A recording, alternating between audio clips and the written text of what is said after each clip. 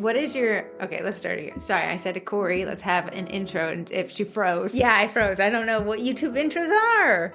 It's not a thing. Stop making it sound like it's a thing. Okay. It's just talking to YouTube. Okay, talking to YouTube. Your big takeaways. Did you watch yourself? I did. What is your takeaway? There's no right or wrong. Oh, my big things that I didn't like about myself. I don't care however you want to take that question.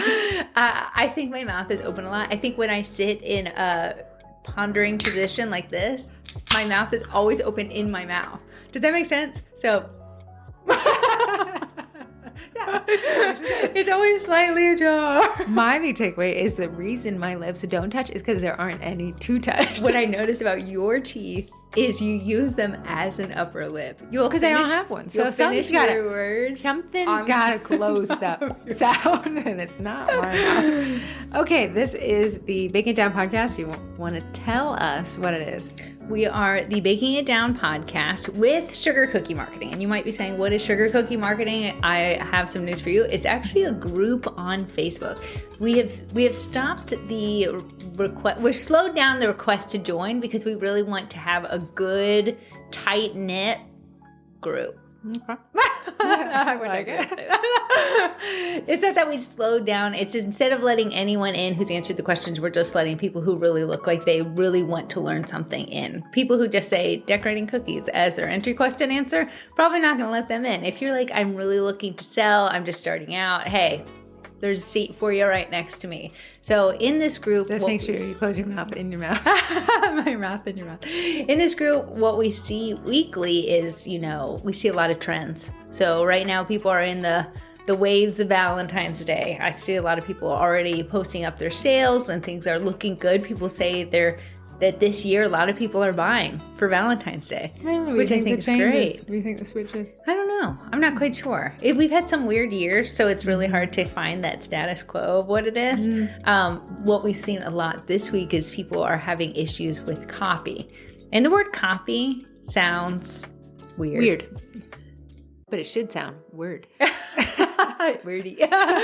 Copy is I think it's a marketing buzzword. It's any words, text words, spoken word that's associated with a product that's for sale. Yeah. So if you're wondering if we dumb it down in 2025 terms, it's the caption that goes along with your post. Right. So the caption is the code name word copy when you're in marketing.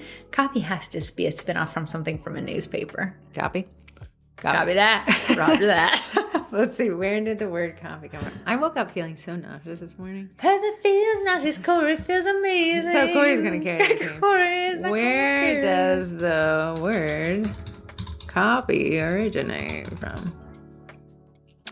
Medieval Latin copia.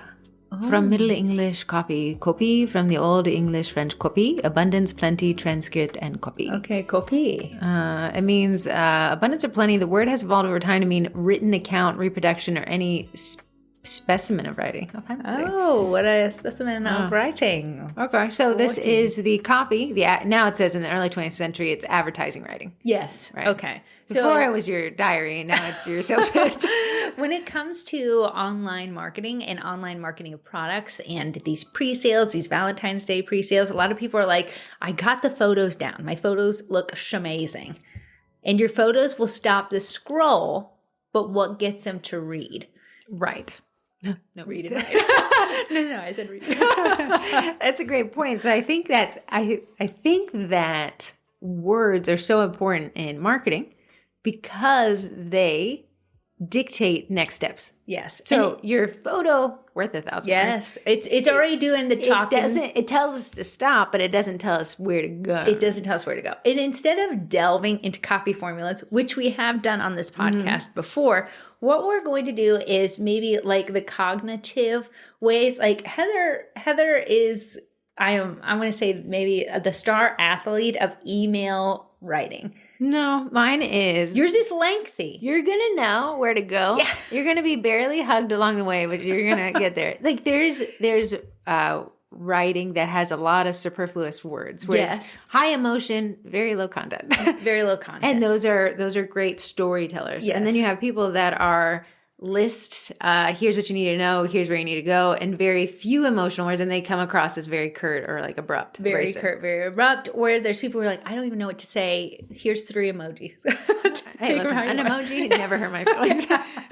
So what we want to do is more of what can stop the scroll, what can get people to expand the truncated content. And truncated means Facebook will show like a sentence. A great example of truncation is my Target selling the cutters for a penny. See more? The see more is truncation, meaning it cut what we could see, the joke being that there's no see more and you guys are all. So our goal, photo to stop the scroll.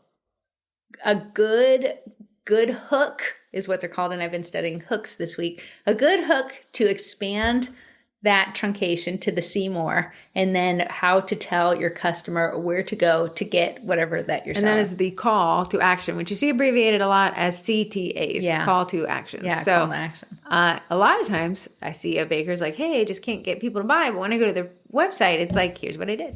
And they're not, I'm like, tell us where to go. Like, you have to direct us. Or what I've been seeing a lot in the cookie college is a lot of people are like, I have no engagement.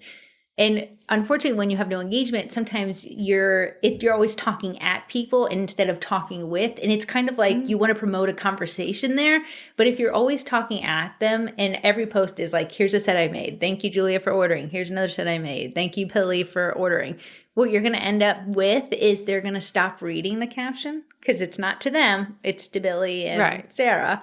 And then when you tuck in that call to action that's been truncated, then nobody's going to look. I know. I think there's a cohesiveness. And I think there's a type of content buckets for copy. Like you can touch, and that's why I like formulas so much, the copy formulas, because it's like touch this one, do this one, this one, this one, reset. Yes. But I wanted to start, I'm going to do a quiz for you. Okay. Not like a hard one. Okay. Look at you, like a speed test. I was just talking about high school. When we were in kindergarten. We were in those like first grade, second grade. They had these things called speed drills. And you had the teacher be like 1, 2, 3, and go, and then you turn the paper over and violently start doing math problems. Ruined. I know Corey has PTSD. And then when you're done, you slam the paper over as fast as possible. You know what? Mine never got. I felt embarrassed to not have mine slam in 30 seconds. You want to get a participation trophy? I do. It's called your paycheck. So I'm going to give you a noun. Okay. I want you to add an adjective that makes it more appealing to me. This is going to be hard off the cuff for sure. Oh, it wasn't hard. I mean, if you can think quickly. Couch. Comfy. Comfy couch. Okay. Bed. Cozy. Cozy bed. Door. Squeaky. Makes me not want to buy it, but that is an adjective. Oh, I didn't know. I thought you just to make it more appealing. Slidey. I would say solid. If I was a door seller, I'd say these are solid doors. They're solid. Yeah. Curtain. Blackout. I was going to say, that would make me want to buy a curtain. Yeah. Or flowy, if you wanted that aesthetic. Flowy. Airy. Airy. Yeah. Oh, yeah, that's a nice one. Pillow. Comfy. Can I choose that again? No, try it in. Head thinky. Corey. It's not 3 words. Find another one. Plush. Hardwood. Solid. Oh, it is durable. Durable. LVP. Shoes. Long lasting. That's a good because one. my toe pops through the tops. That's a good one. This one, vacuum cleaner. Suctiony. A real word. Dyson. I'll take 3. Yes. Okay, so this is a great example of how, like, okay, let's try baking related ones. Cookies. Oh, I don't like the word yummy, but that is what came. Get off of Yummy's case. You even thought a yummy cookie. You could say warm, fresh, delicious. To me, soft, because I like eating a soft cookie. So your grandma doesn't. So sweet. Okay. Then we have, let's go even more niche down to custom sugar cookies. So even the word custom. Made to order. I love that. Personalized, customized. These words that signal more than just the cookie itself, but help move the client forward to that purchasing process. Yeah. So adjectives are great. Then there's the other side of adjectives, words that describe a noun. No, we're not going to do that. That are just, they call them word salad, where there's too many of them. And that's where you kind of see AI take ChatGPT will love the word delicious. Let me make Gemini. I have booted up right here. So let's say Gemini. Describe a cookie that a baker is trying to sell in, I'm going to make it do 3 sentences. And you're going to see it's going to be like, and as the night falls. Let's see. So just a sec. Here's what he said. Indulge in our signature triple chocolate chunk cookies, bursting with decadent dark milk and white chocolate chips. Each bite is a symphony of rich, chewy goodness, perfect for satisfying any sweet tooth craving. Okay. Lots of adjectives. It loves the word indulge. Symphony was a new one. I kind of like it. Chewy goodness. So that's why Corey and I said the big tell with AI is that there's too much of that. Yeah. So we want to have a balance of not too sterile. Buy my cookies. Yes. And not chocolate chunk cookies bursting with decadent. You're not in high school trying to make your word count. Right. So especially in the land of truncation is where AI is kind of taken like, I don't know. But it said I got to give her 3 sentences and I got to make it sound delicious. Yeah. So we have what I like to do is find this one, find buy my cookies and end up in the middle. I love that. What you want to start off with when someone says the hook.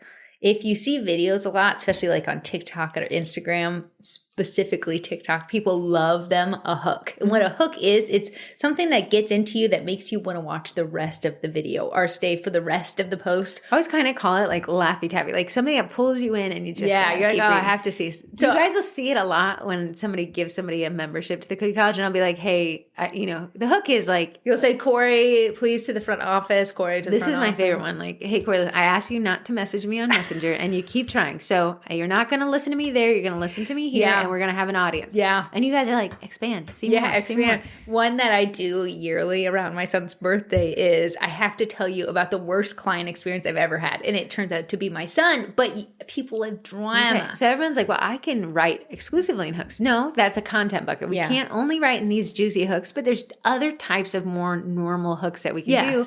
A big one. My loss is your chewy, gain. Rich goodness gain. Like, so when you overbake or when you're running a sale, like, hey guys, I'm about to lose money right now. I would read anything that starts with a company saying they're about to lose money. Absolutely. And, a lot of times people start off with an emoji. If there's emojis that can be used as hooks, like the worried face, or people do the angry emoji. The angry emoji is trinkle that one up there. Right. So we want an adjective that helps move us along the written buying process. Yes. We have the hook that helps us stop the buying process. The image is a big part of this. Yeah. So have the image get us to read the hook that gets us to read the interesting but not a really wordy copy, and then we end in the call to action. So you can see how this is kind of multiple steps. Pulling people along. When bakers don't get it, I could see it because it looks fragmented. A stunning photo.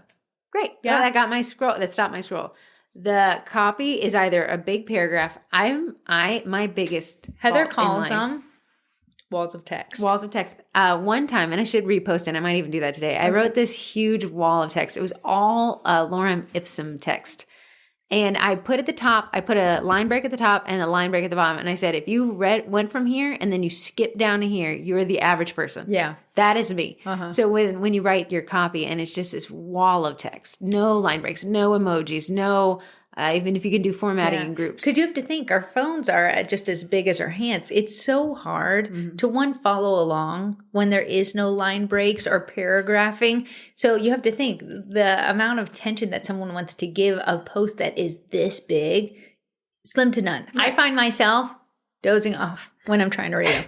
I used to get in arguments with Rump, and he spoke like a wall of text. And I was like, hey, I'm sure this is annoying to him, but I would just, whatever. Like, so I was like, hey, can you talk in an outline? Can you tell me what the thesis is? He loved it. So, can you tell me what the thesis is? And then every point below that supports this thesis. So I know where we're going. Yeah. He said, not on your watch. But that's because it's easier to follow. Yes. Like, hey, I'm about to run a sale. Here's why, here's how, and here's where. Yeah. But when we have this, like, hey guys, just want to let you know I had this really busy week and I made too many cookies, and then this person didn't show up, so I have an extra cookie. And that's all one thing. People are not going to just stop to read that. Yeah, especially when you feel like you're being talked at versus talked to. On Reddit, it's an anonymous forum, right? It's because it's anonymous, it's more honest. Yeah. Right. So somebody will be like, I love to read relationship problems, mostly because of my own. Right. People will have this book of like, it's so long. Man, that's it. I'm here with you all the time. It says I'm here for the hook. So it'll just be this wall of text. And even I'm like trying to skim it. So I'm like, let me go to the first comment to see what this paragraph was. And the first comment is, I'm not reading all that. Right. So if the anonymous, honest forum is like, we're not reading all that and we subscribe to it, what is that telling you about the copy used with your business? So there is such a thing as too long. There is such a thing as too emotional. This is what I see a lot of artists, people who like creatives love large. Everything is emotional. And sometimes if you're trying to make a sale, you can't be so emotional when you're trying to make the sale. So instead of being like, and then I went out to the farm and I got the fresh flour to mill at home, and then I put it's a symphony of flowers. It was a symphony, perfect for satisfying. Yes, with homemade vanilla made by my bare fingers. It's just a lot, and so there's a time and place for emotional post. But if you're trying to make the sale because there's a cutoff time, we gotta.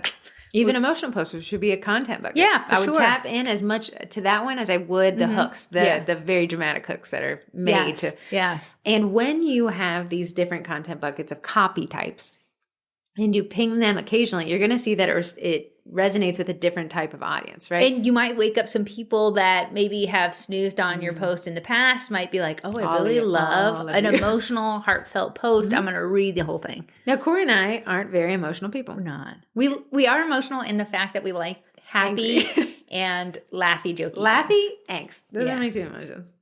But you'll see us commonly pulling from those two types. I don't think we're very angry, but more of a jokey type thing or informative. Yeah. Okay, but there's not a lot of emotion. And Corey and I were like, that's a huge problem of our own marketing is that we're hard to connect to. We are because people are like, I know him, but I have no clue about him. When I see him, I hear him, and not a clue. And it's because me and Heather were like, well, we're only here for the laughs and the jokes. We're only here for a good time. No.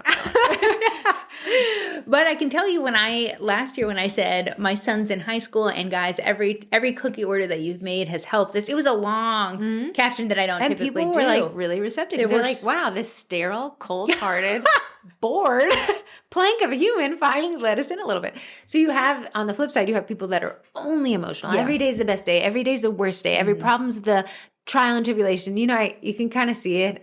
Dry bagging is what I learned the term was called. Yeah, I saw Pretty that. interesting. Yeah. Dry bagging is somebody who's like, I had the worst day. And you're like, oh, how's it going? I can't afford anything. Yeah, you'll see it. They're constantly on the verge of closing down unless they make one more order.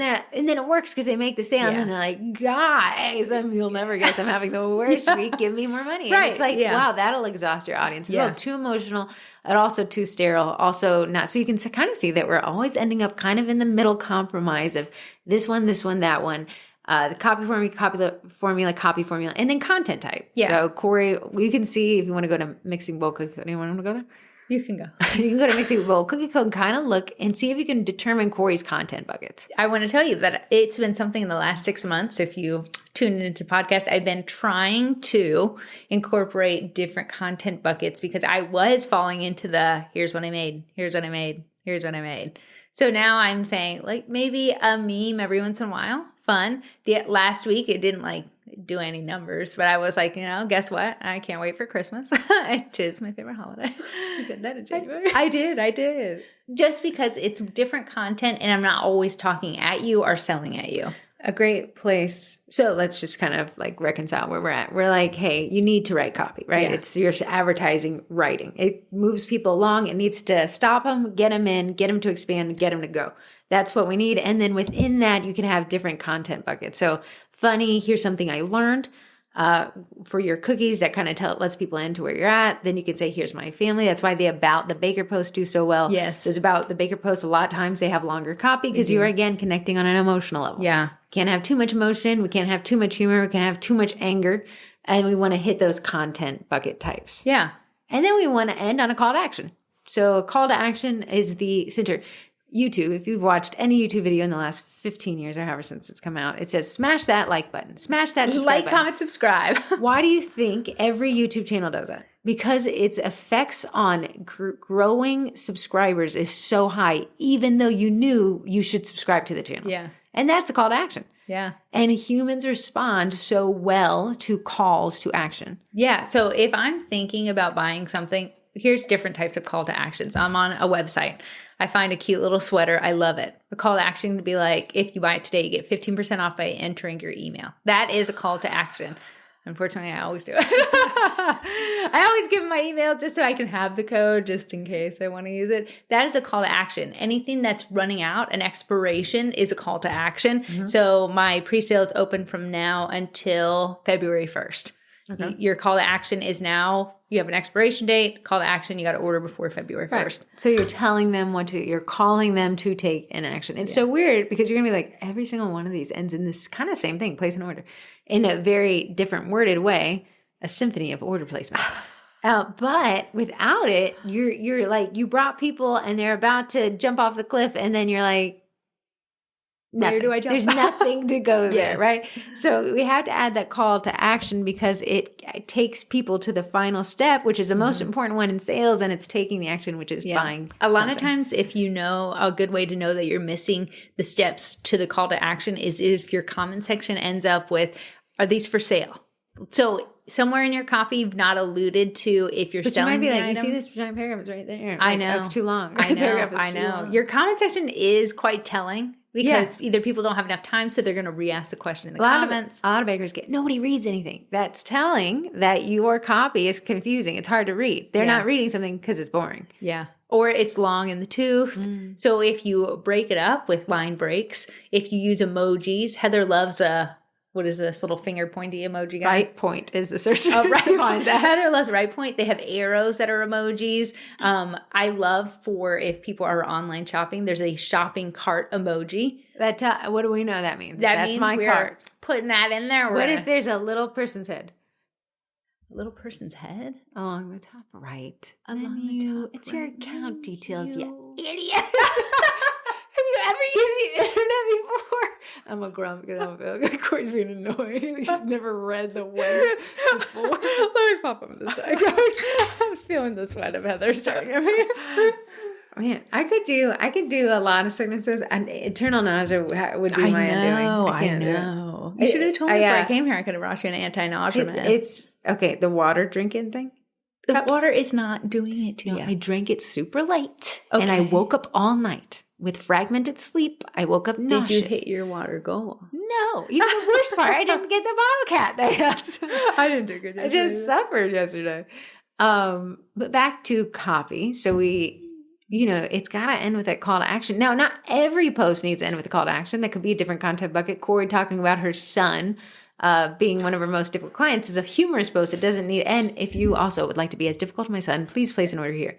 I'm not sure that it has to. And it's also great to test algorithms in relation to links at the end of your call to action. So something I've realized is sometimes if you put a link in the copy of a post, it won't generate the preview. Oh, it won't be a clickable link. Yeah.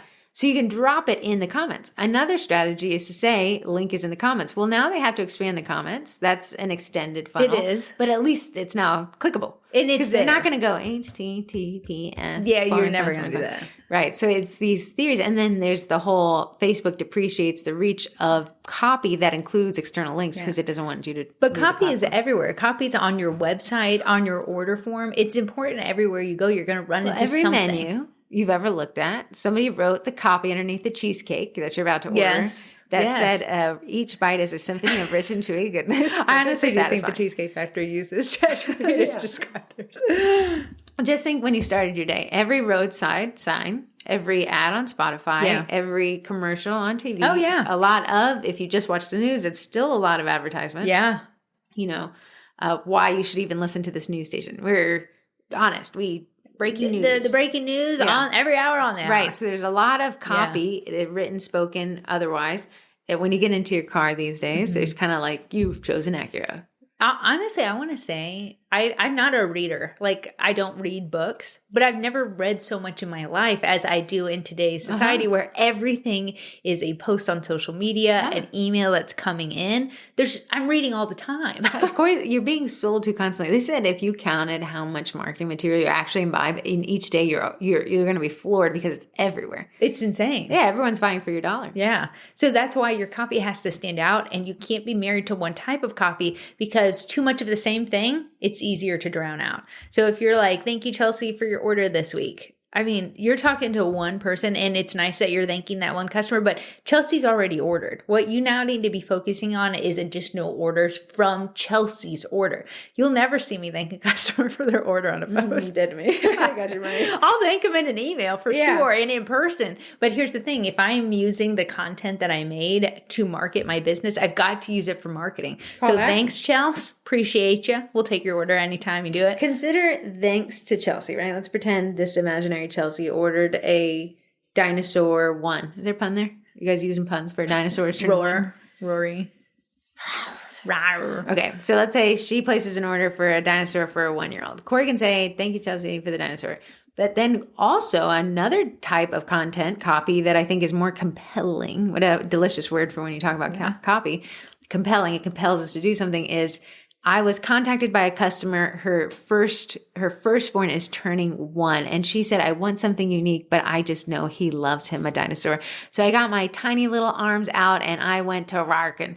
Something where you can, here's what we were able to create. If you also want me to design a set that's unique to your 1-year-old and their birthday party with your friends and family, and something that is a fun take-home thing, please contact me, right? Yeah. So you can see it's the same post, but the copy changes the intent completely. Yeah, you still thanked Chelsea for, you're still going to get the compliments. That's cute. But now you actually did a business-centric, business-forward post rather than these ones like Content's King. Like, Content's King in regards to a place where no content is posted. Yeah. But the content majesty is someone who is using content, the posted copy to their social media to really move their sales forward. Yeah. So do you think all hooks are bad? Like, you shouldn't use a hook on every post?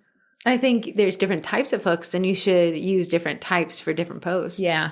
I think if everything was the boy who cried wolf, eventually no one will read your post. For sure. But for the Chelsea's order, the dino, you could start with a joke like, does anyone know why dinos disappeared? Something like that. You can let me see if I'm sure there is definitely a dinosaur joke. With a joke about dino. I'm so sorry for people who have to watch me. Okay.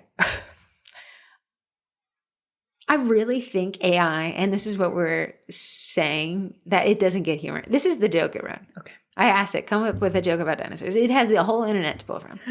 It says, why don't scientists trust atoms? Because they make up everything, which is hilarious. And then it said, and dinosaurs. And then third line with a ... That's so not good. It was like, here's a funny joke, and we're going to add dinosaurs. And that's why, at the end of the day, do I think AI will replace? AI will take everyone's job but comedians. We know.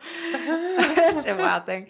I would find a different type of joke, but a joke would be a joke is a hook. Right? Because it gets people to expand the comments to look for the answer, or you can ask them their call to action if you're not selling Chelsea's order. Here's another type of hook that I think would be an interesting content bucket. Hey guys, help me decide. We love to have an opinion. I did that when I was redoing my logo. Heather had made what she thought was an ugly logo. I loved it. It was a tire. Oh, it was ugly. And I had people get that away from me. Okay. Yeah, but what do you say? Can you not ask them that when my ego's attached to I don't know, leave it for others to you. At the end of the day, I love it's bringing them involved, and it's an ability to include them in your social media content, not always selling to them, not always talking out them, but including them. Talking out them? Out and at. Out their buttholes. Right. So when you come down to copy, I always find it, a baker comes to the page and they're like, I just can't make sales. I've done all the stuff. I write the post. I post to social media. I take the stage photos. And I always find it like, oh, there's something here with the copy. And I think it's a kind of a hard nut to crack when you don't know how to approach it. So that's where those formulas really kind of are a nice approach, because you just kind of, what is those things where you get the book and it has the blanks and you just write the word and then you read it back and it's like, Corey, wears a stupid outfit today. I don't know there's a name for this. We used to have an Outback a lot when we were kids, but it was like a word fill. Yeah. A word fill. That's what those formulas are. It's like, hey, call to action, start with here, put this here, put that there, and it kind of guides you that way. Eventually, you'll be able to write it just off the top of your head. I know someone's listening to this right now and they're like, I ask a question on every post and no one answers. I want to say, when you do that, it's like the dissertation of why you made this order. And then you'll be like, what's your favorite dinosaur? Unfortunately, because you did your dissertation before that. To think that someone will read all the way to the bottom to find your question is asking a lot of them. That's why it's okay to maybe put the question at the top and test how those are. Mm-hmm. If you're not getting engagement or reach, you're not going to get answers to your questions of what dino do you think you would be if you were in the dino age. So what you're going to have to do is manufacture things until we can get this off the ground. It's not just include a question and you're going to make $1 million. I wish it was that easy. It truly is not. $1 million. Why don't scientists just I find it real interesting. Sometimes when a baker kind of reaches the end of the rope and they're like, I have run out of ideas, they come to the group and they're like, I have tried everything and nothing's working. I'm like, that is really well-written copy. Right there in your desperation. You got a hook. You added a lot of hooks. I've tried everything. And nothing is working. And a really great example of content that hook, lines, and sinker is customer drama. And the baker doesn't realize they've written that in a way. Sometimes I even lock it. I said, you wrote this in a way I have to lock it. Yeah, because it's just like, it's too many hooks. And that's a great point, is that really dramatic posts are written in such a way that gets a lot of engagement. Yeah. And I think we're good at it when we don't mean to. And then when we go back to our pages, it's just like because they make up everything and dinosaurs. You know. But when you come to the group and you're like, okay, throw away all this stuff I haven't learned and I've made up, and then you write I'm like, well, that's a really well written. Well, I want to say you're writing it conversationally versus this sterile board of by myself. Yeah, and it's very interesting. So copy is the other half of this engagement formula. In the world of algorithms, where people even stopping on your post is a tell to the algorithm that there's something here, them clicking see more. If someone engage with your, if they touch anything on your post, it is registered as a click. It is. Right. It's registered as an engagement, which is great. So, if we love looking at our insights, I can tell you from insights if something came from it. So like I posted about the $2 transfer club the other day. I said we got some signups from it. Never did I reference it like, buy this $2 transfer club right now. I just said I'm making hearts using this $2 transfer club transfer. And the content made you want to be a part of it because you liked what the content was. When you marry good copy and good content, match made in money making heaven. Money making heaven. Then on the flip side, to not marry those two, match made in money making hell. I know, and that's what's so unfortunate, because people can have amazing photos. You did the hard work of learning photography, and it looks amazing. And you may get a lot of likes, but when you look at your insights, it stops at the likes and no one's expanding your comments, or no one's commenting, or no one's clicking away to your website. Those insights are not to make you feel bad about yourself. They're to help guide you to have strategy. Yes. So from that, you can be like, okay, my photos look good. I'm getting a lot of likes here, and then nothing after that. Okay, I've got to work on my copy and maybe the expanding, and then moving your question to the top, maybe making less words. On websites, you can run plugins called heat maps. Do you know what those are? Yes. Heat maps. Don't even test me. What a heat map is if you go to a website and people want to see where are my customers hanging out on this website, it can track where your arrow is. Because usually if you're rolling up or down the website, if you stay in a section for a long time, either that's a good section or maybe it's a confusing section. I was thinking about Corey's writing copy for her website. And on social media, if you hold shift and enter, it does not create a line break. It's called something else, but in the world where enter can either be a submission, like when you click enter, it posts something, or it sends the email. That's what has trained me. Right. And then in the world of copy, where enter is a line break, it creates a line break in the Word document. Corey will hold shift enter and write an entire Word document. Then she'll send it to me, like add us to the website. So when I go to add formatting, like H1 tags and H2 tags, it treats the whole thing, because it's technically one sentence with a space in it rather than multiple paragraphs. It'll change the whole thing. I'm sorry, I am who I am. So I said, Corey, listen, next time you send me this word for after, I'm deleting. Heather was chastising me in the comment section. Google Docs. You can add a note.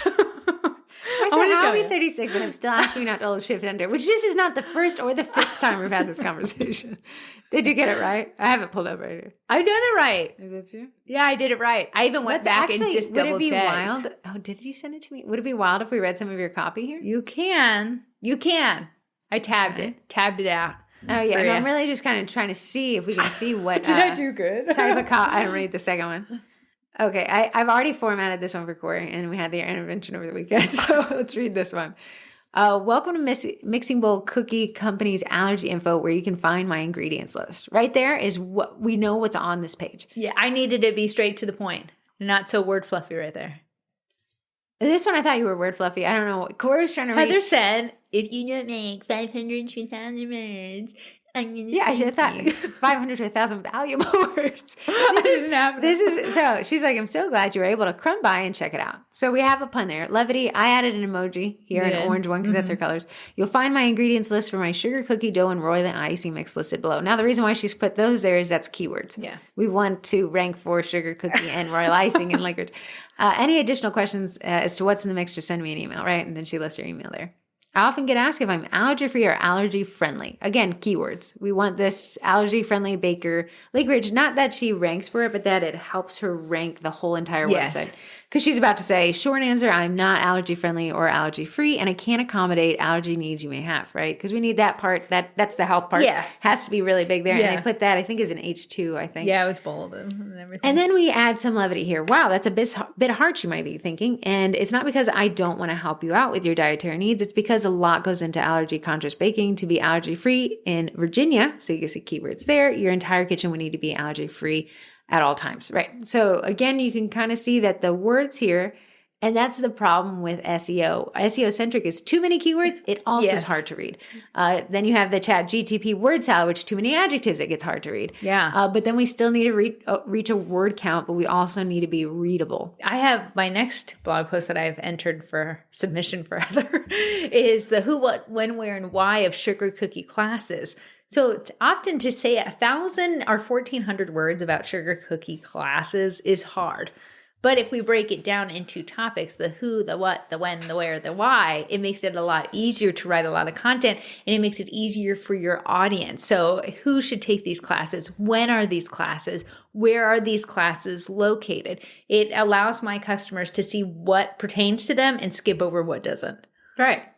And that's where heading really breaks up. Heading tags, so H1 tags, it'll be the largest text. H2 will be nested. Yeah. And it will help you understand where this page is. And not only does it help you understand, it helps your the SEO, the crawlers. Yeah, yeah. So website copy and social media copy, they're related. They are related. They're just different strategies behind them both. A lot of times when people are like, I just don't love my website. No, people are going to my website, nobody's ordering. Sometimes we'll go there and we'll see this whole about section, like about where you grew up, where you lived, your favorite dessert. Yeah. And unfortunately, if I'm the consumer, I'm worried about me. What's in it for me? Yeah, Corey said, how can I write my about page? Well, write it as if somebody was buying from you. What would they want to know? They could care less where you were born. They could care less. They do like to know how long you've been baking. Yeah. They want to know if you won any probably awards or something. Any credentials. That helps them, give them more buying power when it comes to you. But a lot of times we think about section, it's all about me. It's called About Me. I wish it was.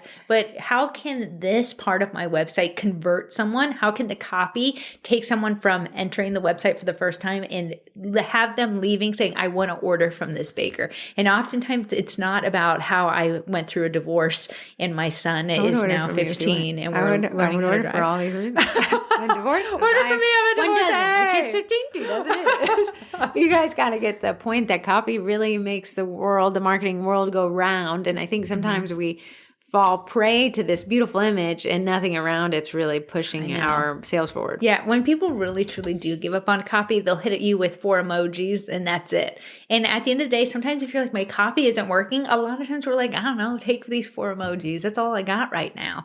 But if you can delve in and test, it's not going to be an overnight test. I can promise you that. It takes some time. And then even if you have, sometimes I write the best copy of my whole life and it's like, man, we're not going to switch anybody. I'm going to randomly look on for like a plumbing company. Right? Okay. Plumbing services near me. I'm just searching this on Facebook and we're just going to analyze their copy. This poor person who's going to show up first when I click on pages. Let's see what we got. Roto-Rooter, Springfield. Roto-Rooter. That's a chain though. Should I do McDaniels? Yeah. Never heard of them. Oh, I think I have seen their trucks. Okay, this is their first post. It was posted a week ago. Thank you, Barbara. We're so glad we're able to help you and really thank you for your trust in us. Have you received service from us? Leave us a review. So we got the call to action. Have you received service from us? Leave us a review. The image is a review from Barbara. Thank you, Barbara. Barbara. And you know what? And you're like, oh, but look, he's thanking a customer.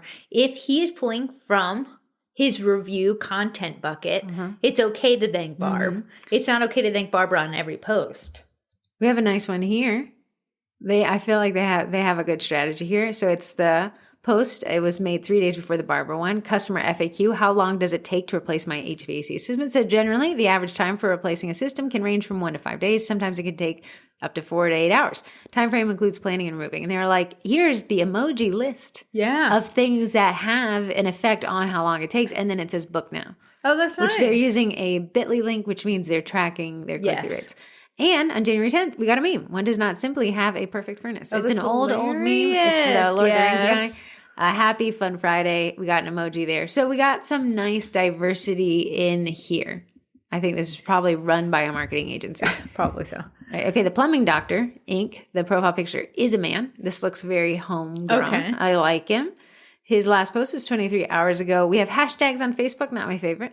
Okay. Usually if you see hashtags on Facebook, again, coming with copy, it's indicative that he's posting from Instagram to Facebook.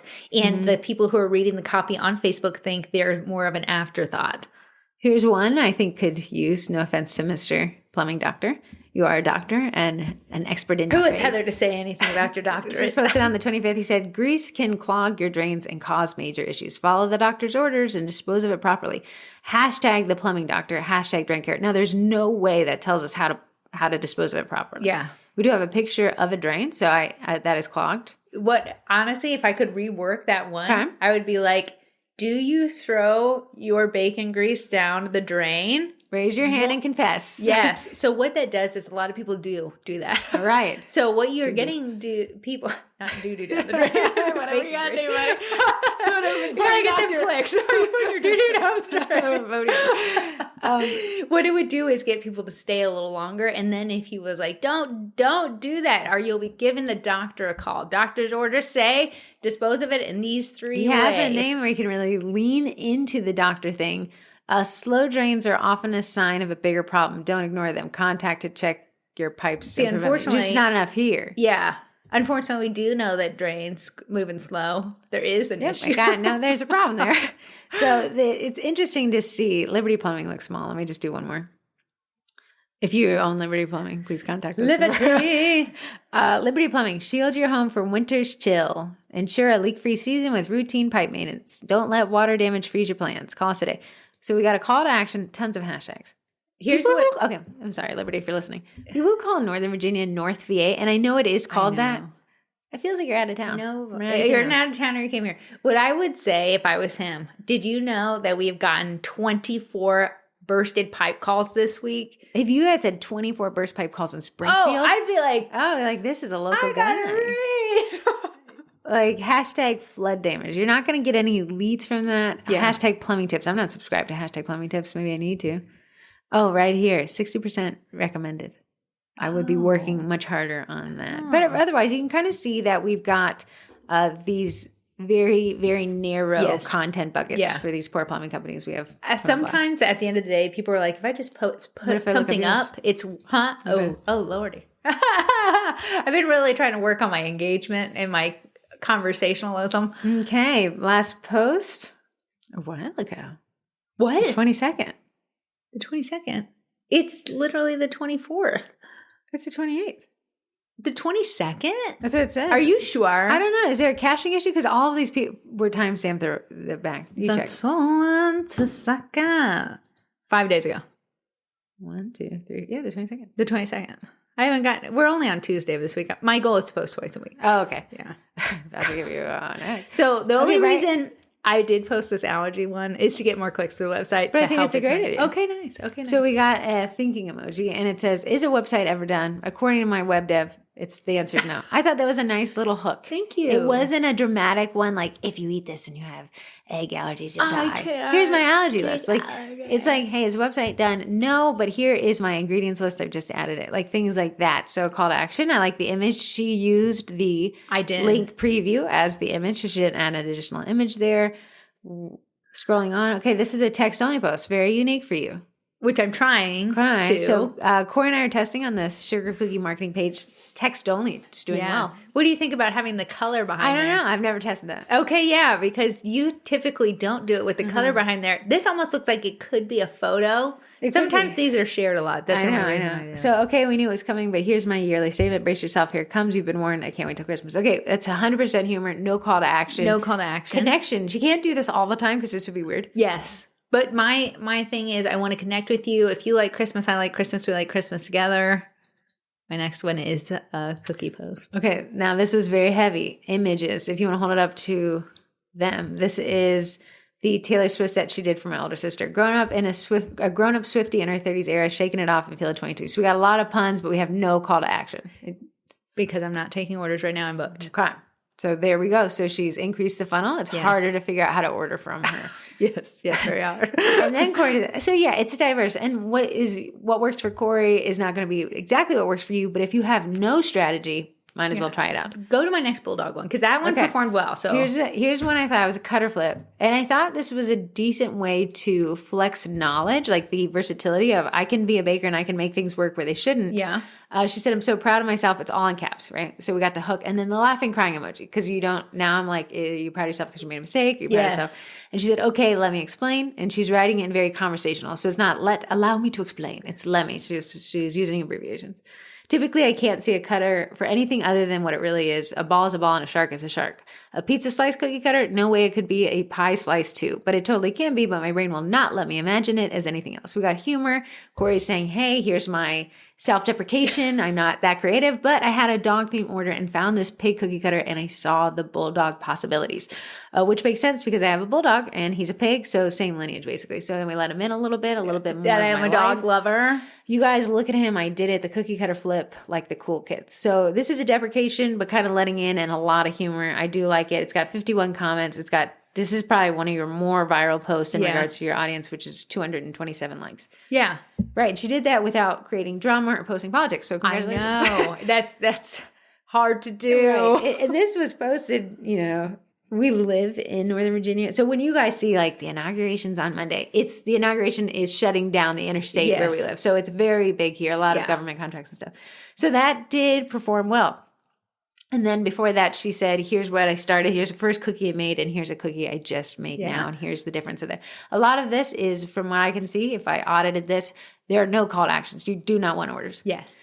But you want to stay in people's feeds, so you're flexing your abilities. These are very like, here's what I can do. Here's what my capabilities are. Here's how I can help. Here's how we can fill in this gap. Yes. So when she wants to take orders, these audience is very calibrated. However, I can see there's a strategy here not to take orders. Yes. Now, if I go to your page, person watching or listening, and you're like, I really want orders and I'm not getting it, and I'm seeing no links like I'm seeing in Corey's, I'm going to say, well, you must not want orders. There's no call to actions here.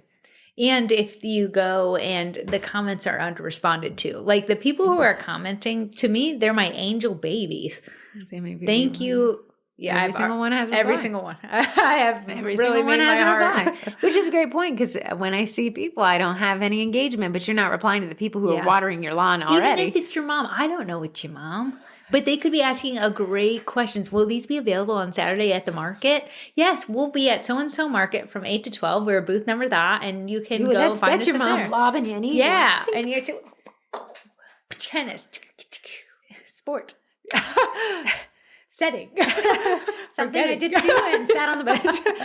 So that is how we can kind of make copy. And copy in the world of social media is very important. Yeah. Copy, really, I mean, you guys only engage with us through copy. Because you're not on this video. You guys can hear us, but we can only read you. Mm-hmm. Mm-hmm. So very interesting strategies. That takes us through this thing. I would challenge you this week to just see how much copy you're actually imbibing. Copy meaning advertising, writing, and then read it. So when you go to Olive Garden and you're going to get the thing you always do, read what its description is. You're going to see a lot of chewy, delightful goodness.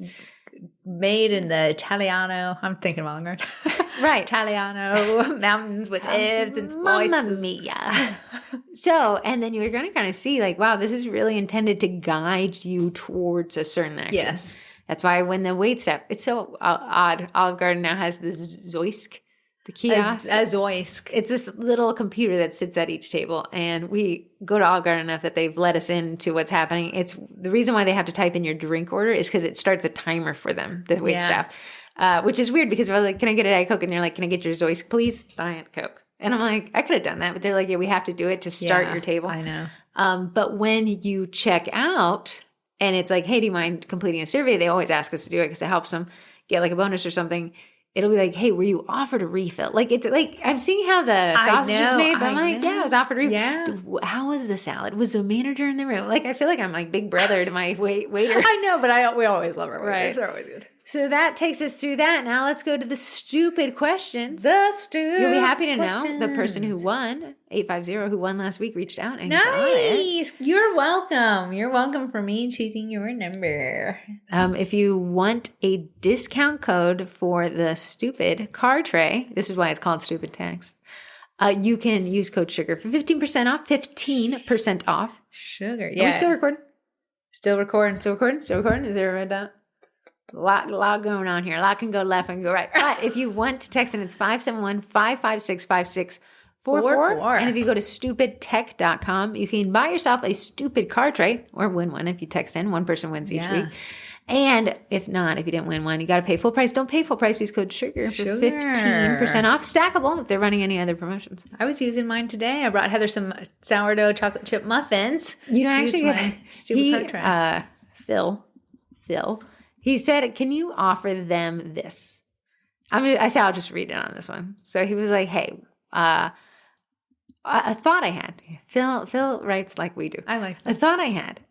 Since we're trying to really grow our video testimonial base, is if one of your listener buys a tray using code SUGAR for 15% off and sends us a video testimonial, we'll send them a custom cut silicone grip mat and the drink holder set for free. Can I do it? Just a thought. Am I? You can noodle on it. Can I do that? Yeah, do it. I can do it. He said they run a lot of video ads. So all you have to do is create a video ad with your stupid car tray, and he will send you a custom cut silicone grip mat and a drink holder. Phil, hold your beer. But you need the newer tray. Maybe I could use your tray. Use code 15. That one's in Indiana. Oh gosh. Code 15. You didn't bring it down? Code SUGAR. No, I'll get me a tray. I'll do an unboxing. Yeah. And also need to make a post about it in the group because I said I would. So if you could do it. So if you do that and send a video to Phil, he'll give you whatever the silicone mat is. Do you know what it is? No. Remember, you don't have it. So like your whole thing is plastic. Yeah. There's an add-on where you can put silicone on the flat part and it stops anything from moving. Oh, that'd be so nice. It really, truly stops anything from moving on it. You got the add-on when you bought it? Oh, I said add one of each. I got both. There was 2 drink holder add-ons. I know I need a good drink holder. I got both of them. I said whatever. Yeah, my guy is just bare naked. I bought this before there was a discount. I just paid out of pocket. So anyways, back to the stupid car tray. Okay, Corey, this will be the winner. Okay. How many? 1, 2, 3, 4, 5, 6, 7, 8, 9, 10, 11, 12, 13. 2. Okay. Area code 907. If you email heather@sugarcookiemarketing.com, the rest of your phone number, your name, and your address, because it turns out I wasn't asking for that, I will get you your stupid car tray. You have 7 days to claim this. What is the number one piece of advice you would give to someone who is moving this year?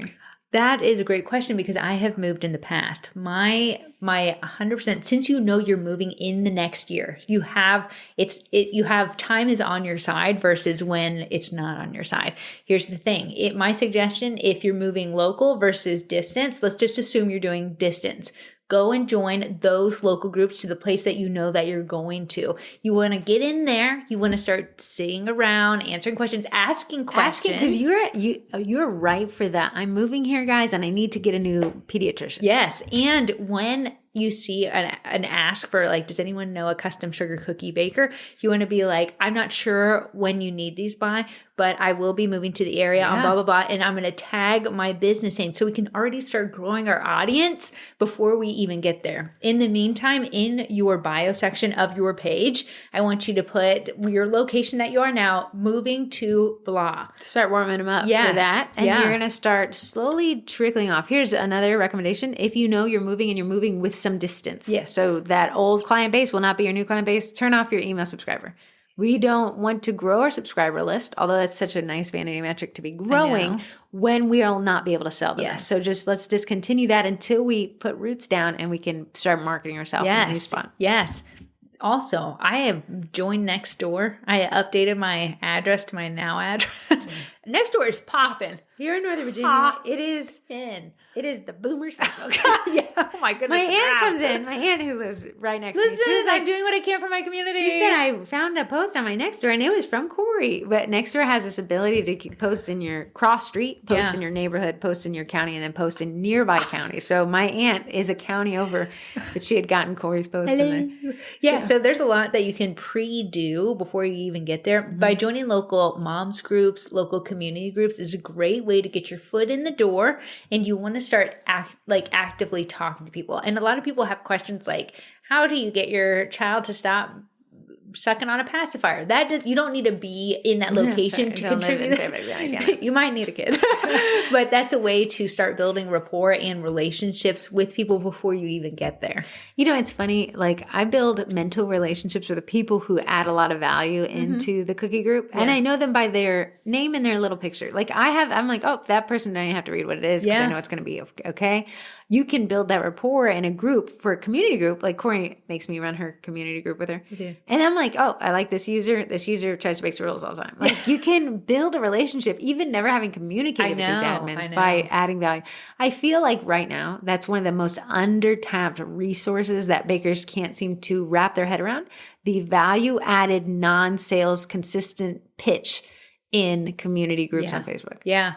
If you are a value adder, that you get spanked on your hand when you disobey a rule is less, and that you can snuckle by a sales rule is more. This is funny. In Corey's community group, the rampant abuse of sales was overtaking the quality of the group, and every sales day just diminished. Oh yeah, it was a wasted day. It was the beginning of the end of a group, right? You can see when the group reaches its event. We were far from the end. We'd had one crappy day. So Corey and I were like, let's really limit sales. So we did that by requiring that sales pitchers make a non-sales post throughout the week. It requires so much more hands-on than it should. Such is though, and now the quality of the group, the number one posted today is no longer Sales Saturday because they have to make a second post. I know. But I was trying to, I declined to post, and then we cite the rule like you have to make one non-sales post. And a lady was like, but every time somebody buys from me, they benefit for having a need met. And I was like, wow, you've spun that in a way that makes you look like a saint without getting the point of this is that from an admin, you making money benefits me none. You making a post or answering questions benefits me a lot. So if you're joining a group and you're like, hey, I'm looking for a good Wi-Fi spot, those questions, you'll get so many comments. That's a great one. Hey, I'm moving into the area. Our Wi-Fi probably won't be set up in the first week. I'm looking for a good cafe with plugs. Yeah. Do you use Verizon, T-Mobile? What do you do for internet? I'm moving here to the area. I want you to say, I'm moving to the area. And then when you get into the area, instead of saying like, hey guys, I'm selling cookies, be like, hey guys, thank you so much. Who is that name we've been using? Sheila for recommending the cafe. Here's Chelsea. A picture of it. Chelsea. You people. And say, at Chelsea, if you can remember her name, and say, here I went, and it's great. Yeah. So now you're building up this coffee shop, you're building up Chelsea, and you're creating community without selling yet. Yeah. What I also want you to do, unless you're posting like crazy political stuff, is post I work at and then your business page. So mine says head baker at Mixing Bowl Cookie Co. So as I'm making posts, people are nosy. We're all nosy. They're clicking, they're seeing, and then they can also tie me to that without me having to say a word. I want to tell you guys, if you are in a Facebook group, if you're in the Sugar Cookie Marketing Group, great place to test it. Yes. Go to the group. You can do it on your phone or desktop, computer, and then click on in the top ribbon towards the top. There's something called You, and I'll have your profile picture next to it. Click on that. That is your group profile. It has its own cover photo. You can have a unique cover photo per group you're in. Yeah. So I know people are like, I don't want to put cookies as my cover photo my grandma sees or whatever. You can make one uniquely for that group. How interesting it would be. Corey and I were testing a theory about there's a foodies group. Let's say your cover photo is Northern Virginia foodies on a cookie. Oh, that'd be hilarious. Very interesting, right? So she'd be able to sell without selling. You can also create a custom bio for that group specifically. Yeah. So, you may not want to say on your personal bio, like, I live in this new place I don't live in yet, but you can in that community group. Yeah. Very interesting. So that is that one, 907. Congrats on the move. Congrats. But text in or email in the rest of your phone number and your name and your address, and I'll set you up with Phil. If you get your tray and you make a video, you can let Phil know, and you'll get the add-ons for free. Nice. Tammy from Texas. We got 3 hand palms. Tammy. I was in such a hurry to solve Corey's baseboard problem that I didn't hear Heather's issue with Graham's shower. Tell Grams to use a squeegee on her shower glass. Leave the door open and the exhaust fan going until the door is dry. This will help with mold and mildew. It won't completely stop the growth, but it will slow it down. Slowing it down is great. Did we talk about that mold removal stuff gel? Cream? Did we talk about it on here? I can't remember when we talked. We definitely had a conversation about it. Okay. Tammy, that's great. And I'll let Ruth Ann know about the door. I'm just going to expose myself here. Do you guys have grout? Okay, I do not have grout on my floor. I have grout on the walls like normal people. This house has grout where grout, you couldn't even dream of being grout is here. And it makes for a beautiful design, right? Yeah. But grout, I think you have to keep sealing it. And I don't think this grout has been resealed. Grout is weird to me. Grout is weird. Porous. Grout is odd. Like, let's put something that's holding on crazy. Water. So anyways, the grout up here, like I could not scrub this thing any harder. Like at one point I'm like, I'm just destroying the grout. Like the grout's coming out because I'm scrubbing so hard. So I had looked on Reddit. Yeah. There's a cleaning subreddit. And someone was like, hey, this product, which I'm about to show you guys, this product cleans grout. If the grout is stained, which is mold and mildew, they're like, and you can't scrub it out and bleach is not working or anything, use this Apulito mold and mildew cleaner. So I buy this stuff, right? It's gel. Little did I know. I had already had it. Heather didn't know. Corey, I was like to Corey, I was like, I have this great product, mold and mildew cleaner for grout. Corey's like, no, I have a better one. I said, no. You don't understand. This is the best one. And Corey's like, now listen, it can't touch mine. On the count of 3, we revealed our mold and mildew cleaners, revealing the same one. Apulito. I got on Amazon. It was, it's on sale, 7% off, $13.98. Worth every dime. Subscribe and save. I'd rather die than just subscribe and save. But I tried it. So the concept being, if you put all this cleaner, it just doesn't sit long enough to kill the mold and mildew. So this is highly jelly, and you actually can't just wash it away. You have to wipe it off and like throw the towel. Yeah. But it cleans. I mean, I don't know whatever it's doing. I can't for all mold and mildew stain, tile, grout, sealant, baths, sinks, and showers. Whatever its active is, it's doing it. Why are we talking about this? Okay, because Tammy texted in. Great tip. If you guys want an additional shower tip and you're fighting this like stained grout and you're like, it's clean, but it's not looking clean. Tammy, a question for mine. I always tell my son, when he gets out, we have shower curtains over here in my poor house. He pushes the curtains to the side, and I always tell him, you need to bring them out so it can air out. I agree.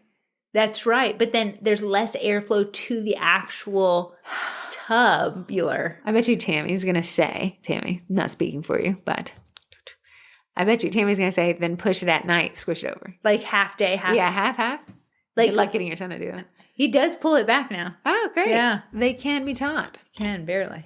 Hi, twins. Sorry, no favorite twin. The chemistry between the two of you is like no other. Wouldn't have it any other way. We have chemistry. I have more chemistry than you, than my 2 husbands combined. I said I'm your work husband. That's what the guy I'm dating said. How's your husband? She's good. She's chugging along. My question is in regards to reaching out to customers that ask about ordering and then ghost you when you reply. The previous 2 years, I was making a decent amount of money as a side hustle. This year, I get tons of recommendations off our community Facebook page, which is where the majority of my orders came from, besides friends and family and word of mouth. Then people reach out. I tell them what I'm about. They send their inspo for cookies. I quote them, and then it's crickets. I have priced myself against others in the community and compared the quality of work. I'm anywhere between $2 and $22 per dozen less than those that are comparable. I'm getting concerned that my marketing area is just too saturated. Do you have any advice that would help me seal the deal? Can I reach back out to those who ghosted me or sometimes say they went with another baker? Is it rude to ask why? I've tried to search the group for an answer, so I'm sorry if you've already answered it, but I am desperate. Thank you for all you do in both helping me and the baking community. Best regards, a relatively new single mom just trying to be able to afford my precious little children. Love you. Single mom here too for a while. I want to tell you, sometimes when you're priced $22 to $25 lower, you're getting people who are price shopping. They are looking for the lowest price baker. And you're not the lowest. You're not the lowest. You're coming in at mid-tier. You're saying, look at how good I am, and here's how cheap I am. And they're like, yeah, I don't care how good you are. That's not cheap enough. Yes. So what you're doing is you're the top of the lowest of the budgets. So if I'm budget conscious, I'm going to have to bypass you because I'm looking for even cheaper than that. If you raise your prices, you're now going to be the bottom of the highest tier people. You're going to make more sales for the simple fact that people are charging so much more than you, but you're charging just a little bit less than them, but you're not charging so much less than them that people are just price shopping with you and they're looking for the cheapest price. Here's a great example. Corey and I price our cookie classes at $78. The lowest price competitor, I think, is under $50. $40. Yeah. So we're almost double. We're $2 away from double. The highest price competitor is at now $120, which we're pretty shocked because I was like, whoa, we are leaving so much money on the table. I have not lazily posted our classes this year. Would you not assume everyone would go to now the $40 class? No, the $120 class is always booked. Yes. And they do them very consistently. Yeah. Corey and I have about 10 emails of people saying, why aren't you posting your classes? Yes. So they still want the $80. And the $40 person is probably doing just fine. I think they actually have a lease and overhead and stuff like that. So we have 3 different tiers of pricing, and yet we're all still selling out. The problem is if I'm like, well, I want to make sure I sell out, so I'm going to price it at $45, I'm still higher than $40. Yeah. But I'm competing with people who wanted the cheapest class. Yeah. Which is a strategy, right? Being the cheapest one is a strategy. Work off economies of scale. As long as you know what you're doing, you're still working at a profit, you can do it.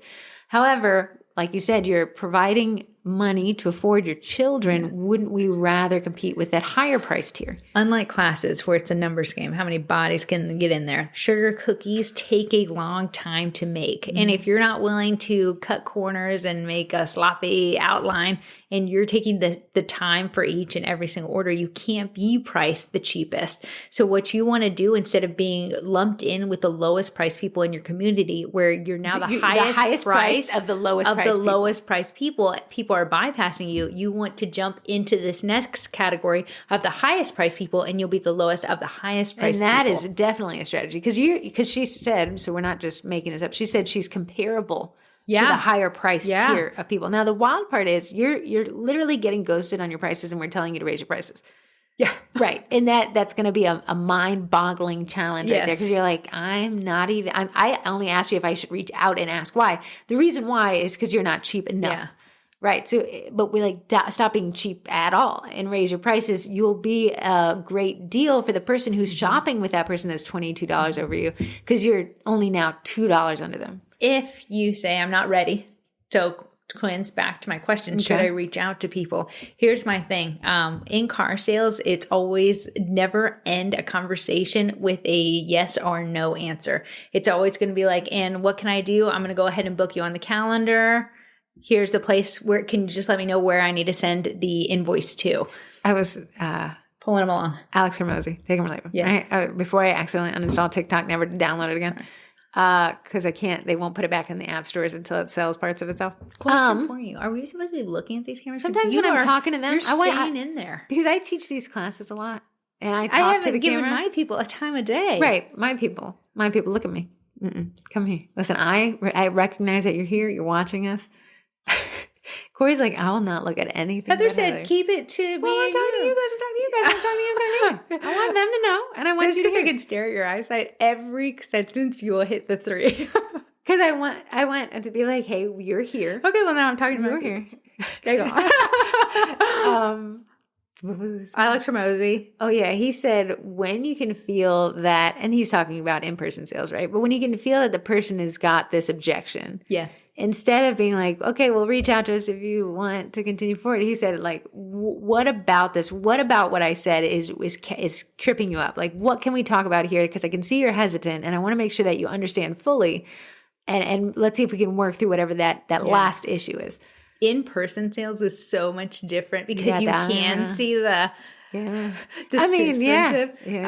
why it's so easy to ghost somebody, because you're like, I got the information and I like it's not like, hey, listen, I feel like hesitation in your replies. What's the last thing you can see without saying that, like, And I get what you're saying. Should I ask? No, if somebody truly ghosted me and weeks have passed, I probably wouldn't ask again, but I would make a, hey, just want to let you know, I'm teaching this cookie class and I would love to invite you to do that. In my initial email, I would always say, assume the sale. They've reached out to you because they want your cookies. That's the hardest part. You did the hardest bit of work. Instead of being like, and then let me know what you think about that and be like, okay, and I have your date ready. Just go ahead and let me know the invoice. You're assuming that they're going to book with you versus putting the ball in their court and they're ghosting you. I like this. Okay, so let's say the person ghosts a little bit. We're 3 days out. You can kind of tell that they're going to dispute. Here's what I do. Yeah. I would say, hey, what's the Chelsea? Hey, Chelsea, I'm super excited about this design. I'd love to get you on the books, but I got somebody vying for your day. I typically book out, but I want to give you first right of refusal. Yes. What can we do to make this happen? If people have ghosted you weeks ago, it's probably too far. And then they'll be like, we can just bake it into future sales, right? Yeah, for sure. Here's my thing. Okay, if you had 10 leads and 10 people ghosted, and you reached out to 10 people, you may get 2. So it may be a really effective strategy at getting that sale back again, but you have to start baking it into your sales process. Yeah. So it'd be like, I send it, and even if you say, and this is big in online sales, I'm going to follow up with you in 3 days and see how it's at with you. You're setting the expectation. Sometimes, like when I need kind of I'm really hoping for something and I'm not getting it, I'll be like, hey, I'm my worst feature is I can't read a room. So if you want me to go away, just say it. But until then, I'm going to keep writing you a message because I would love to work with you. Yeah. It is taking the guesswork out of there when you're like, and let me know what you think. You've said to them, it doesn't matter how you treat me now from this point on. I'm out and the ball's in your court. And until you send me something back, I will leave you alone. And maybe they'll ghost you, maybe they'll get angry. But whatever, there was already a lost sale. We have potential to get it back. So I would consider raising prices. Remember, you can always run discounts. Once your prices are higher, you can start messing with your margins and doing promotions and stuff like that. But if you're feeling like you're getting considerably ghost over amount of time, I think it's because you're the highest price of the lowest price tier. Mm-hmm. Last one. Okay, here's a random thing. Someone commented on a post you made and they said, hey, I like the tool you used. Did you know how to spell that? Tool? Like Tulle? Oh, that's how you spelled it? The bow? Oh, they spelled it very differently. Oh, yeah. I was like, wow, I've never considered spelling it like that. I was speaking T-O-L. What did you think? That's a tool. D-U-L. I have no idea. Jerk's boyfriend. You never. Rob. Corey's ribbon that she ties into her boxes is cool. What fabric is that and where did she get it? I almost think they talk about gerontology about that. No, is it? Hold on.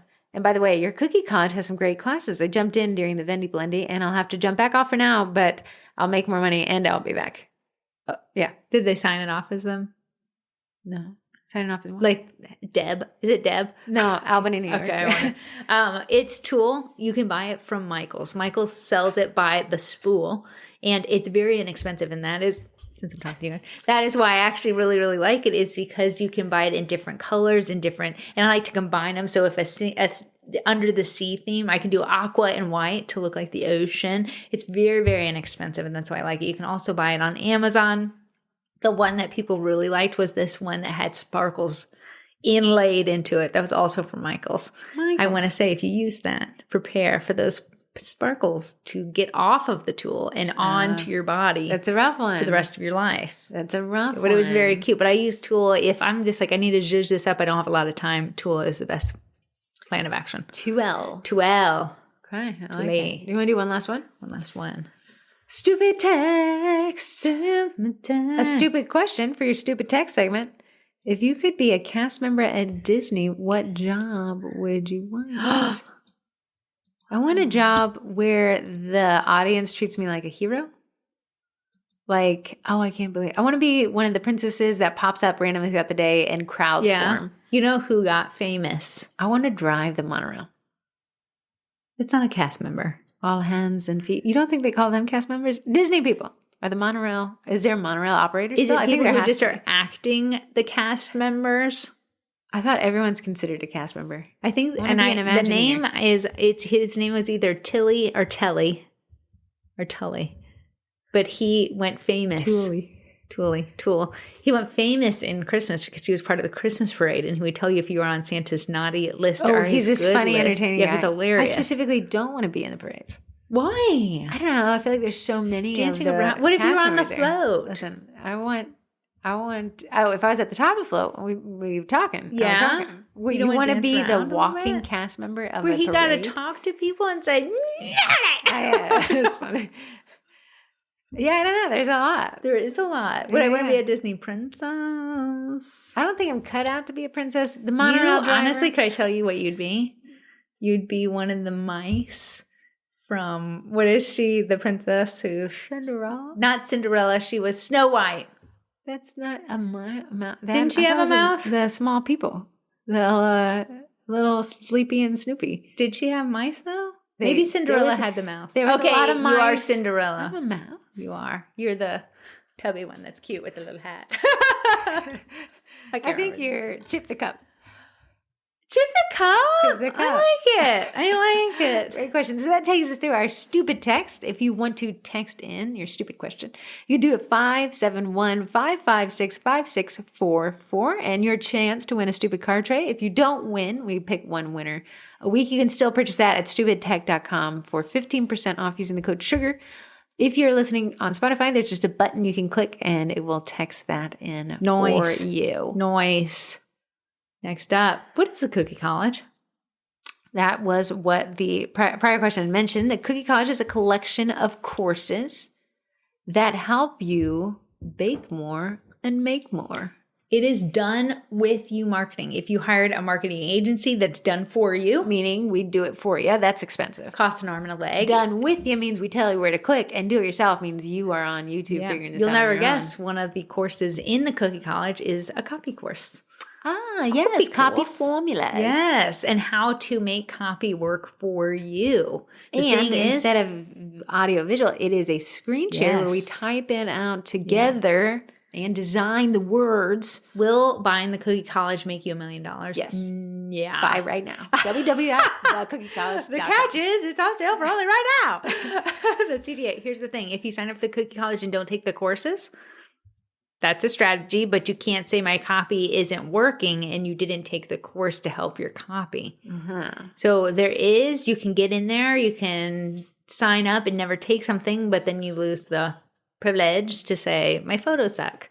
Right. So we're like, did you take the photography course? Yeah. So these are more helpful, done with you marketing. The videos are because I'm a visual learner. I need to watch things. So I assume everyone is like me, but you can also listen to it too while you're decorating. And then you can go back and watch with, if you want to. There's over how many courses now?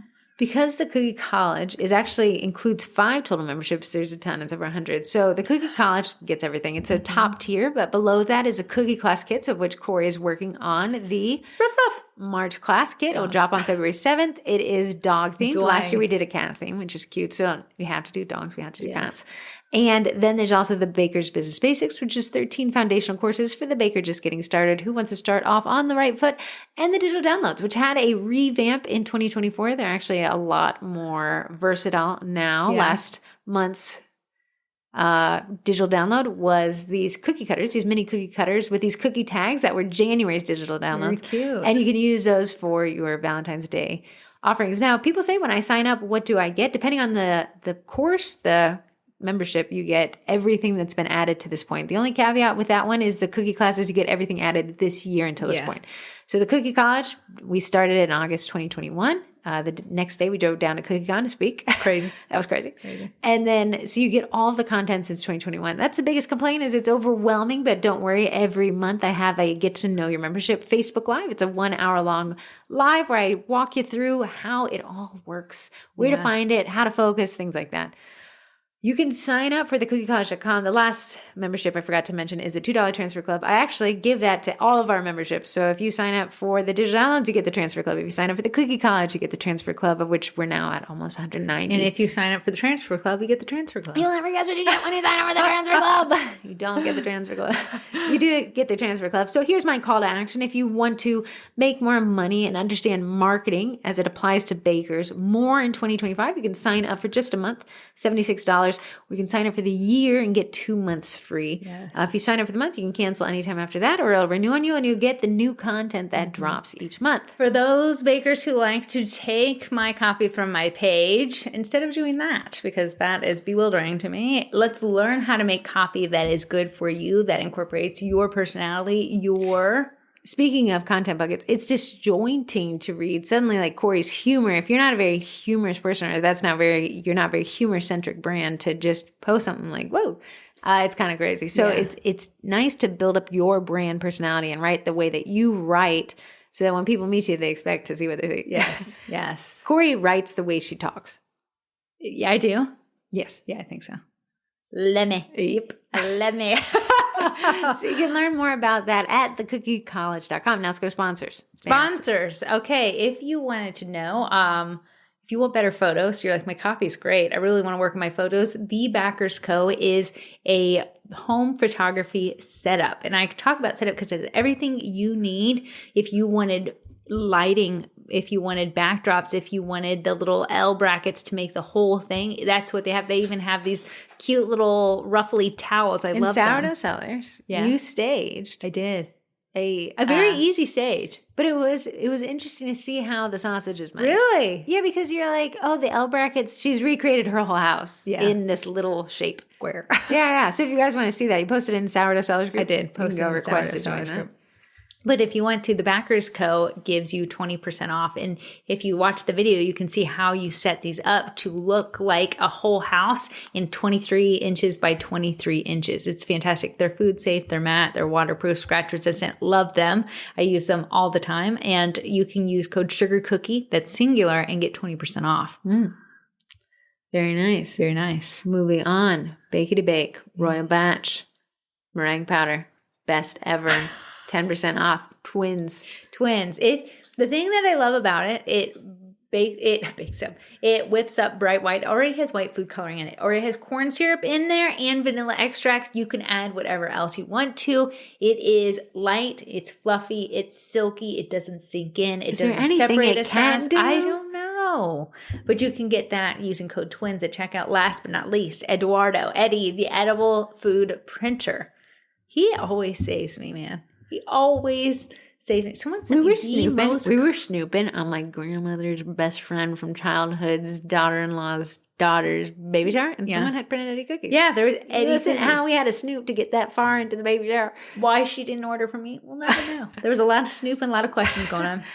I had this order, and it was the most complex logo I've ever seen in my life. There's no way I could have hand-piped it. Otherwise, the cookie would have been ginormous because the details were so small. So she said, I really would like if you could have this logo for this little Air Force, whatever it was she was in her department. Just this little military base. Yeah, there were so many things that were in it, like the words of whatever they were in it, plus this little logo and a world. I don't know. It was a lot. But Eddie came to my saving grace. He was able to print it on the cookie, and she was ecstatic. She said, I can't believe you put the logo on a cookie. And I said, yeah, I know. Control P. Crazy. Eddie, in their group, Eddie Printers Users Group, TM, on Facebook, they had announced this software, and they had to relaunch it. Apparently, they had to go take it back to the kitchen, and now they dropped it again. And I think it's so funny. I'm going to try to sound like it's you know how we went to the wedding venue? And we tried to print off this. Yeah. That was a lot of manual technology labor because we had to take a lot of things camera, that could have gone wrong. Pipe it into Corey's computer, pipe it in the Eddie software, pipe it Eddie. So they were like, they created a software that cuts it all out. Like it just says from the camera to the Eddie. Is it something you have to buy that's extra? No, it's not added on. It's just a software. Oh, so it's an additional software from Bartender and Primera. Bartender is not by Primera. This is Primera software. Oh, really? Right. So, but I think it only might work for Windows. I don't know. But I'm going to do my best representation of it counting. 1, 2, 3. Jeez. That's hilarious. Printing now. Oh, that's so funny. Yeah. So if it takes the photo, does it hook to a camera or could you do it from your phone? I did not watch that part. It seems like all you had to do is tell the software which camera you wanted it to use. I wonder if you could just was it? I assume it just works. Like I can tell this computer when I open Zoom, I want to use this one or I want to use that one. Oh, interesting. And then it would just trigger it. But I'm not positive. No, I didn't download the software myself. You want me to sign up for another wedding event so we can figure it out? No, thank you. I pass. So those are our 3 sponsors, and we have the stupid car tray sponsor. Yeah, nice. Without them, we wouldn't have this. So thank you guys for supporting. Would be so shut down. Your head would spin. It would. You have a twin trust. Do you have a twin trust? I think. I'll say my twin trust. I was wearing these very dingy. They were clean. They were dingy jackets. You may have noticed them in last week's podcast. The week before. The reason why is some things when you wash, like, because I wash them all the time. Tammy, we need you. I washed them all the time, so it just looked... Okay, you know those pill? Yeah, the pills trimmers? were everywhere. Yeah, those pill trimmers do, but someone's like, hey, just so you know, those pill trimmers, they're like... Aren't they taking off? They're literally cutting off part of your clothes. It does freshen it up, but eventually you'll run out of clothes to pill and to cut. Their clothes will be pilled. So me and Heather were at the mall on a Sunday, as one does. And I said, you know what? I just feel like a blob in the wind. A wrinkly blob with pills everywhere. So she said, let's go to Athleta and see if we can find a jacket. This jacket is my replacement for these wayward jackets I've been wearing for years. I think that every article of clothing has a use span. Like how many uses before it starts to And how long have I had these jackies? Years. And many washes, I'm sure. Mm-hmm. Let's hope. And then they start kind of like reaching their end of use cycle. And then you either donate them or represent, whatever. But I find that I wear a jacket every day. You do. I just like... So instead of getting rid of jackets, and somebody asked about this in the cookie college, they're like, I am so distracted. Like, I don't know what to do. I think I'm going to go cold turkey off all social media apps, like, TikTok and stuff. And I was like, hey, that limiting, my brain hates that feeling of like hard no, like throw away all your jackets. We're not wearing jackets anymore. But doing like a halvesies, like wear a jacket, find a jacket that fits better, find a higher quality jacket, invest some money in it rather than a bunch of dingy jackets instead of saying we're getting rid of jackets. Yes. So I told her, like, I uninstall TikTok, unfortunately, permanently, I guess. But I uninstall it every week, and then I reward myself with guilt-free watching on the weekends. So while I know I will always wear a jackie, because I love a jackie, it could be a nicer jackie instead of going no jackie. So you got those from Athleta, which was 30% off. It was 30% off. Which is not bad. Not bad at all. It would have been a little bad if they weren't 30%. And I had to go and purge. I had so many jackies that were very old. You inspired me. I went and did some donation. You did? Collection. Yeah, I said I have got to donate these ASAP. Otherwise, I'll keep one, and that is dangerous. Yeah, so I did. It got me a lot of room in the closet. That's great. Because some of the jackies weren't even wearing. I just had them. And I had the same 4 in rotation. One get washed, wear the other one wash. It's dangerous. How do you wash your clothes on hot? I was told not to do that. No, cold. Cold? That's what my husband said. Oh, really? Nate? Yeah. The bastion of clean clothes and not holes in his pants? Nate is an interesting feller. That's the best way to describe him. He he does not like spending money at all. He's allergic to spending money. In fact, Corey happened to go through his credit card statement and caught someone stole his credit card, caught it because it was only charged. We knew something was wrong. He buys something 10 times a month. It's groceries. He doesn't go out to eat. And gas once. And then I found this charge, and that's the only reason I found it, because it stuck out, because it was like the most expensive thing he had bought all month. As such, he's not buying clothes, which means he's wearing the same clothes he's always worn. His pants I thought they were inside out. No, it was just the hem giving up the ghost. And he's at the gym the other day, and this man walks up to him and hands him a pair of pants and says, hey, man, I hear you're a police officer. I just want to help. Yeah, I know. But you'll probably those hemless pants out of his cold. They look inverted. You know what's absolutely crazy?